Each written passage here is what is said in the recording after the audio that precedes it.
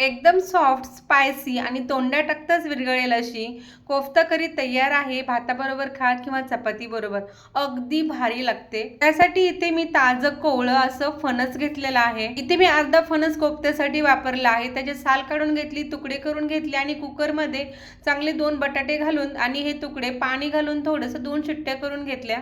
त्या चाळणीवर उकडून घेतलेला फणस गाळून घेतला आणि एका बाउलमध्ये फणसाचे तुकडे, बटाटा स्मॅश करून घेतला. बटाटा इथे आवर्जून घाला की त्यामुळे हे कोफ्ते एकदम सॉफ्ट तयार होतात. बाइंडिंगसाठी थोडंसं बेसनपीठ घातलं, लाल मिरची पावडर घातली, हळद घातली, गरम मसाला घातला, धने पावडर आणि चवीनुसार मीठ घातलं, कोथिंबीर घातली आणि चांगलं मिक्स करून घेतलं आणि कोफ्ते चांगले लिंबाच्या आकाराचे बनवून घेतले आणि कढईमध्ये तेल गरम करून हे कोफ्ते एकदम ब्राऊन कलरमध्ये तळून घ्यायचे.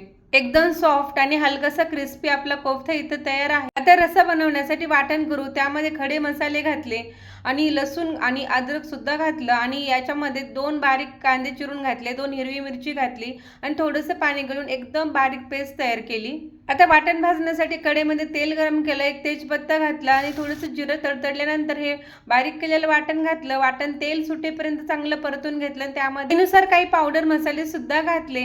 ते चांगले परतले की 3 टोमॅटोची पेस्ट करून घातली. परत 2-3 मिनिटांसाठी झाकण ठेवून हे सगळे मसाले शिजवून घेतले आणि नंतर आवश्यकतेनुसार पाणी घातलं आणि नंतर उकळी आल्यानंतर हे कोफ्ते सोडले आणि हे कोफ्ते 1 मिनिट रश्श्यामध्ये चांगले शिजवून घेतले.